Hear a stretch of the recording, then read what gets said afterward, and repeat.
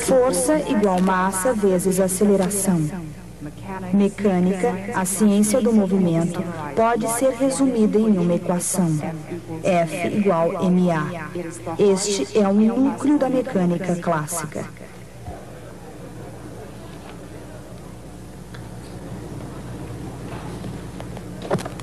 Em 1543, Copérnico escreveu esse livrinho e o mundo aristotélico começou a desmoronar. 150 anos mais tarde, ele ainda está em ruínas e não apareceu nada para tomar o seu lugar. É claro que houve algum progresso.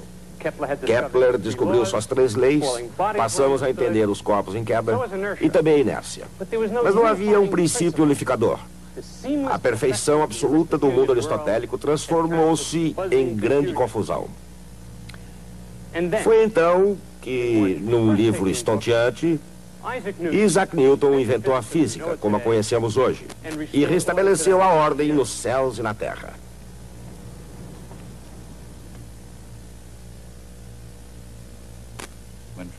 Ao se tentar descrever o mecanismo básico do mundo, uma questão natural é: por onde começar?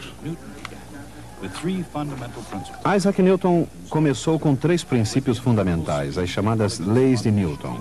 Com a incrível rapidez e elegância de um gênio libertado, ele explicou o movimento de quase tudo na superfície acima da superfície da Terra. Reduzidas às suas essências, as 3 leis de Newton consistem numa equação extremamente poderosa. Força igual massa vezes aceleração. Compreendendo essa equação, o que ela significa e como usá-la, é possível compreender o universo mecânico.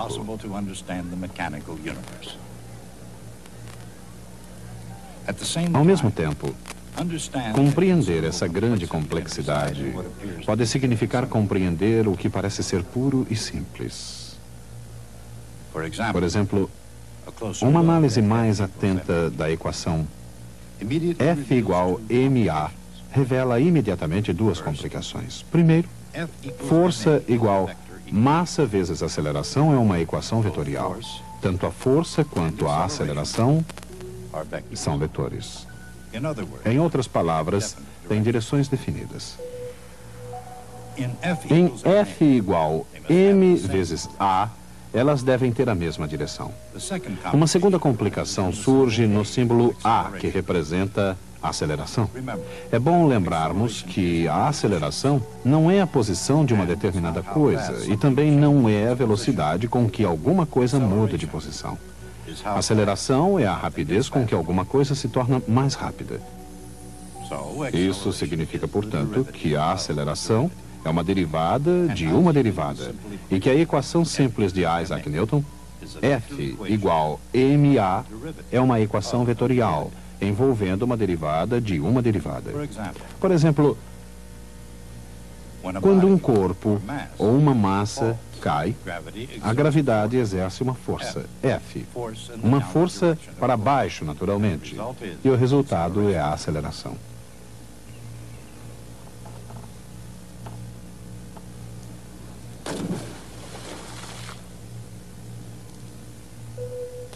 Assim temos F igual ma, aceleração e força na mesma direção. Complicado, no entanto, é bonito em sua simplicidade. Essa é a famosa equação. Mas, no caso de um corpo em queda, o que sabemos sobre a aceleração? Em primeiro lugar, ela é constante. Por outro lado, é a mesma para todos os corpos em queda. Mais ainda, ela é chamada G. A força da gravidade em todos os corpos em queda é igual à sua massa vezes a aceleração, G, para baixo. Mas essa equação também descreve movimento em outras direções, além da vertical para baixo. A gravidade exerce a mesma força sobre um corpo, não importa em que direção ele se movimente.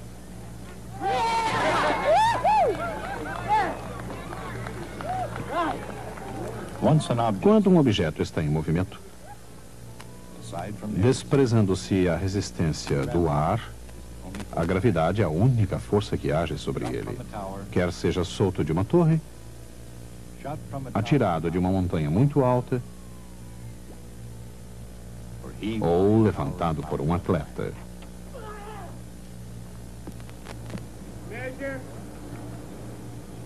Todos os objetos em movimento caem sob a influência da gravidade. Uma equação que explica a trajetória de qualquer projétil na Terra é realmente muito poderosa.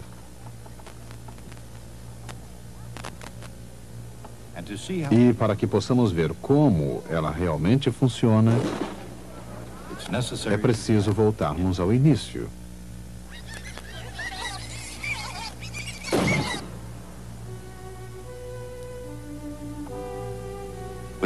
Com sua primeira lei, Newton adotou a ideia da inércia. Ele escreveu: todo corpo permanece em seu estado de repouso, ou de movimento uniforme numa linha reta, a menos que seja obrigado a alterar esse estado por forças que lhe tenham sido impostas. A inércia foi uma ideia que Newton herdou de Galileu. Foi uma ideia extraordinária, que, ilustrada com imagens modernas, segue mais ou menos essas linhas. Uma vez em movimento, um corpo prossegue naturalmente em uma linha reta, a menos que seja influenciado por alguma força. A segunda lei de Newton indica exatamente de que maneira uma força altera o movimento de um objeto. Como explicou Newton, a alteração no movimento é proporcional à força aplicada. É feita na direção da linha na qual a força é aplicada.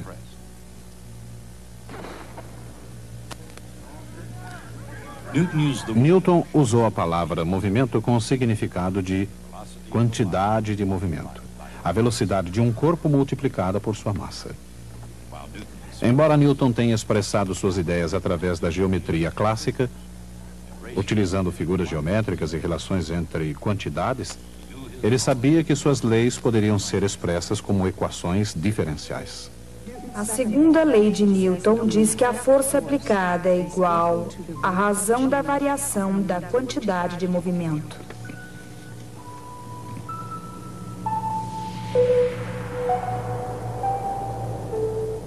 No caso de um corpo de massa constante, essa equação diferencial se reduz a força igual massa vezes aceleração, F igual ma.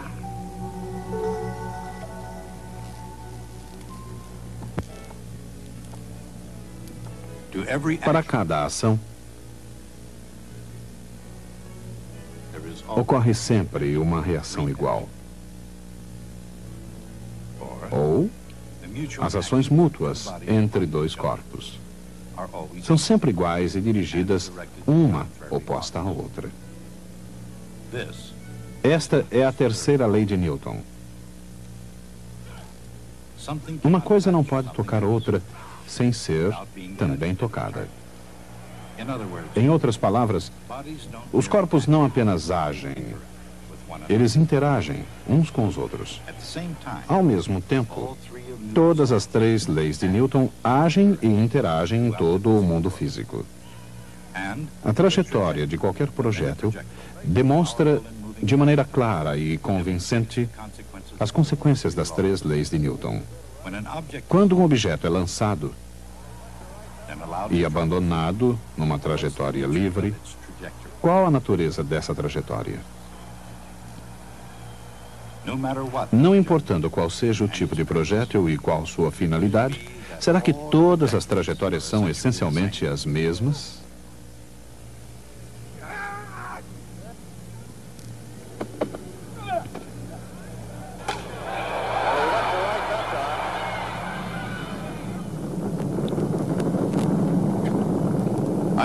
A compreensão do rumo de um projétil resulta da compreensão das leis que governam a força e o movimento. Já falamos de alguém que teve essa compreensão e um conhecimento de primeira mão sobre projéteis. Trata-se de Davi, célebre pelo lendário confronto com Golias.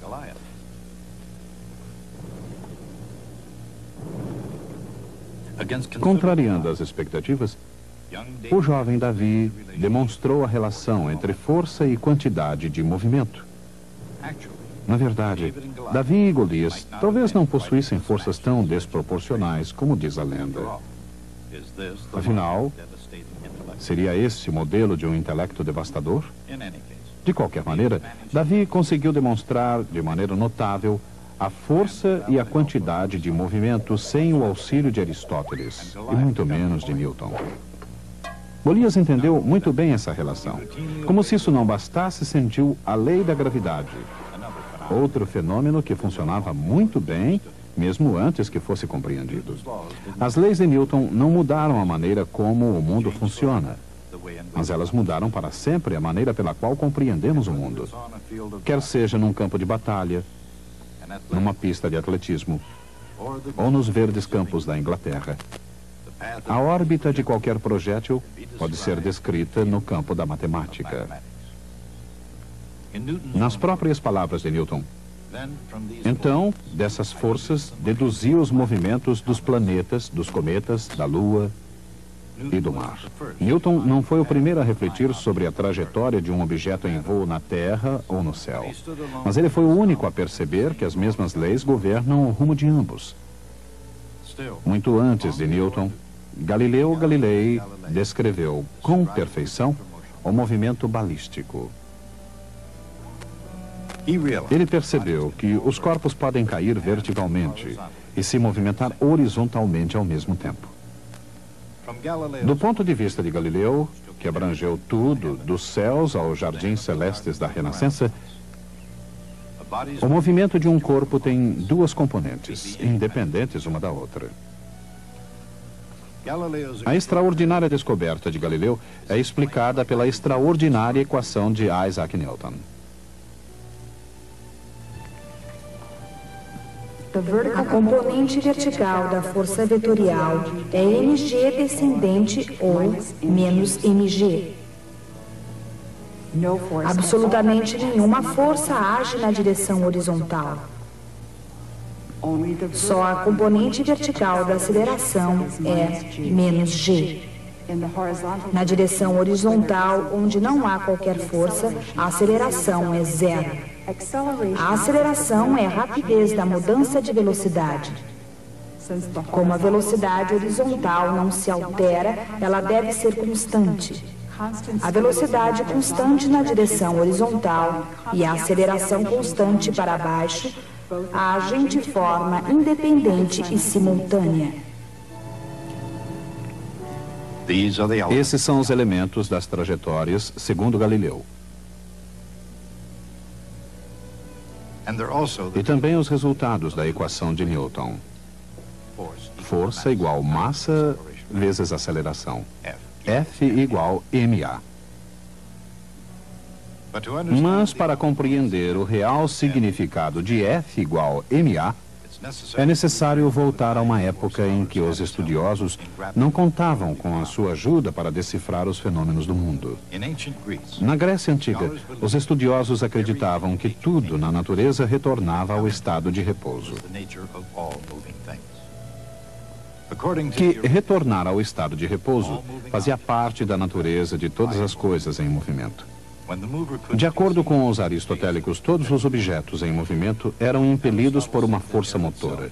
Quando essa força não podia ser observada, como no caso do movimento de um projétil, Aristóteles dizia que o próprio ar era responsável pelo movimento. Muito tempo depois, e embora a Europa medieval preservasse essa visão aristotélica do mundo, essa explicação não parecia inteiramente satisfatória.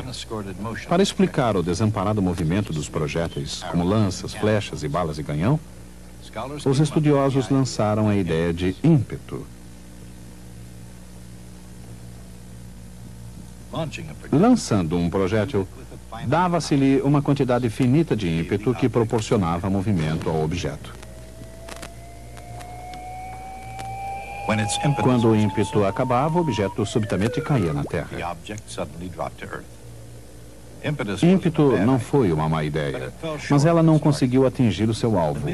A ideia medieval de ímpeto não incluía o princípio da inércia, um princípio que não seria atingido até o Renascimento.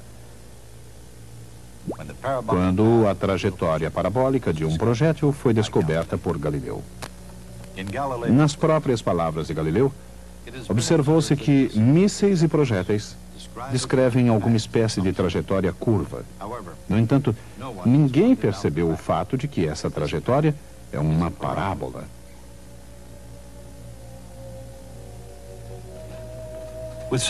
Com essa descoberta, Galileu veria o reinado de 2000 anos do mundo aristotélico chegar ao fim.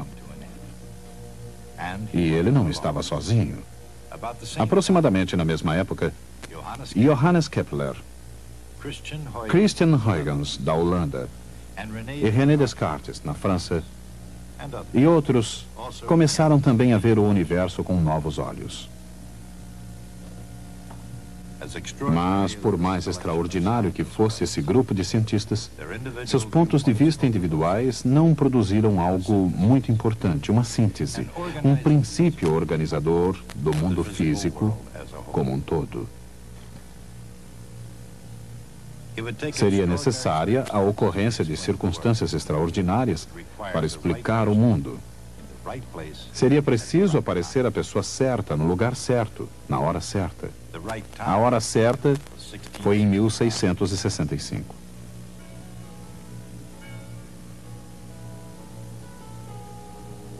E a pessoa certa foi Isaac Newton. Com apenas 23 anos de idade, Newton concebeu as descobertas que alterariam para sempre a nossa compreensão do universo. Com apenas 3 leis fundamentais, Newton descobriu a causa do movimento. E com isso, seu princípio dinâmico complementou a descrição matemática de movimento de Galileu. Em outras palavras, enquanto a cinemática de Galileu descrevia o movimento, a dinâmica de Newton o explicava.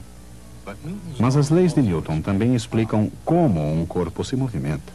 Combinando o seu cálculo com sua mecânica, o movimento de um objeto pode ser descrito perfeitamente. O movimento de um projétil tem uma aceleração igual a menos g na direção vertical e uma velocidade constante na direção horizontal. Qual seria o significado dessa constante? A força por trás da propulsão desse objeto tem origem no impulso do tronco do atleta. Essa força dura apenas um momento e determina a velocidade inicial do arremesso. Quando o projétil deixa a mão do atleta, ele apresenta uma certa componente de velocidade na direção x, que é o valor constante da velocidade horizontal. Uma velocidade que será mantida durante toda a sua trajetória até atingir o solo. No entanto, o componente vertical de velocidade se altera de um valor igual a menos g. A derivada da velocidade vertical em relação ao tempo é menos g, não zero.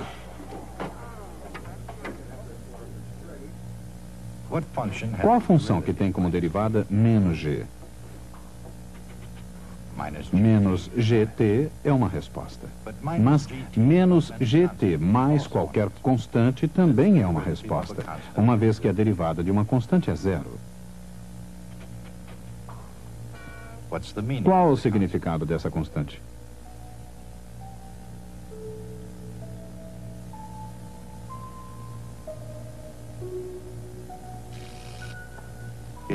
É a velocidade vertical com que o objeto inicia sua trajetória, mesmo que ela tenha início com uma explosão.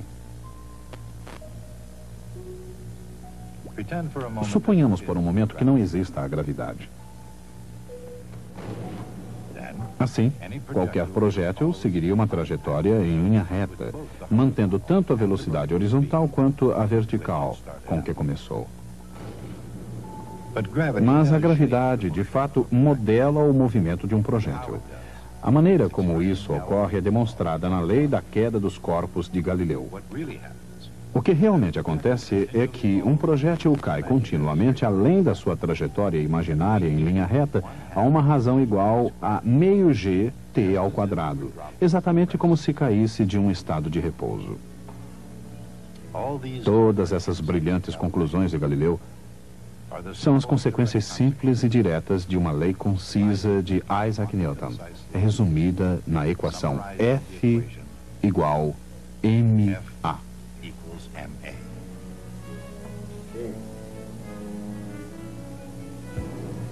Temos aqui outra história de Davi e Golias.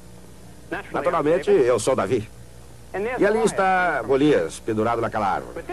Mas agora, em vez de um estilingue, vou utilizar uma arma mais complexa. Eila. Eu sei que no momento em que aciona o gatilho, ele se assusta e solta a árvore. E vai cair. Quando vou precisar deixá-lo cair para atirar e atingi-lo? Vou saber a resposta da mesma forma como qualquer grande caçador faria. Através das equações da balística. Precisamos conhecer Z e X.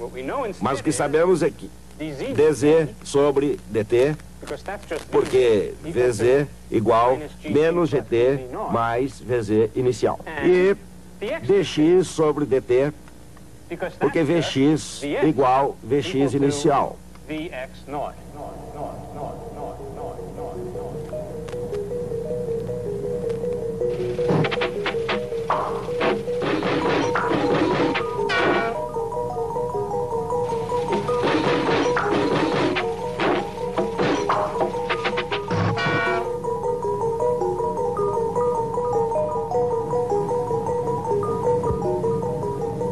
Menos meio g t ao quadrado. Agora, se o efeito da gravidade, essas seriam as equações de uma linha reta. Uma linha reta desde o cano da espingarda até o alvo. O efeito da gravidade é fazer o míssil cair abaixo dessa linha reta, de uma quantidade igual a meio g t ao quadrado. Assim, a verdadeira trajetória é essa. Mas essa é exatamente a mesma distância que o macaco irá cair, desde que a arma esteja apontada na posição inicial do macaco. Ele cairá os mesmos meio g t ao quadrado e encontrará o míssil no ar. É isso que queremos fazer para solucionar o problema. É o que vamos fazer. Agora vou atirar no macaco. Alguém poderia perguntar por que vou atirar no macaco. Melhor não perguntar. Não estamos falando de ética, estamos falando de física. Podemos ver que o feixe de laser passa pela mira da espingarda e atinge o macaco. Agora vou carregar o meu lançador de mísseis. Estamos prontos para atirar. Devo dizer-lhes que treinei essa demonstração muitas e muitas vezes. E nas centenas de vezes que fiz essa demonstração, jamais atingi esse macaco. É por isso que ele continua colaborando como voluntário. Vamos ver agora. Prontos? Vamos nós. Here we go. Vamos nós. We got him. Conseguimos. Essa pode ser a primeira vez que um macaco foi morto por uma equação. Mas que equação, hein? Se perguntarmos a um físico padrão qual é a mais importante das equações simples em toda a física, a resposta provavelmente será F igual ma. Mas existe algo muito misterioso com relação a esta equação. Ela possui apenas três quantidades: força, massa e aceleração. Sabemos muito bem o que significa aceleração. Mas o que é exatamente força? E o que queremos dizer com massa? Uma maneira de descobrir é exatamente utilizando essa equação. É o que fizemos hoje no caso da gravidade. Não descobrimos nada sobre a natureza da gravidade ou por que ela age. Mas usamos essa equação para determinarmos a força que age sobre um corpo. Ela não diz nada sobre gravidade ou sua natureza. Se soubermos a massa de um corpo e observarmos sua aceleração, poderemos descobrir a força que age sobre ele. Mas sem essa equação, não sabemos a massa de um corpo. Sem sabermos a massa de um corpo, a equação não significa absolutamente nada. Será possível que a mais importante das equações simples da física seja um absurdo lógico sem o menor sentido? Esse é o problema que os filósofos vêm debatendo há mais de 300 anos. Mas uma coisa é clara. Antes que Isaac Newton formulasse essa equação, o mundo era muito confuso. Depois dela ter sido escrita, o mundo tornou-se ordenado, compreensível e previsível. Assim, o que quer que possa ser essa equação, ela certamente não é desprovida de sentido. A única maneira de compreender essa equação é utilizando-a. É sobre isso que versará o resto da nossa história. Força igual massa vezes aceleração. Mecânica, a ciência do movimento, pode ser resumida em uma única equação. Força igual massa vezes aceleração.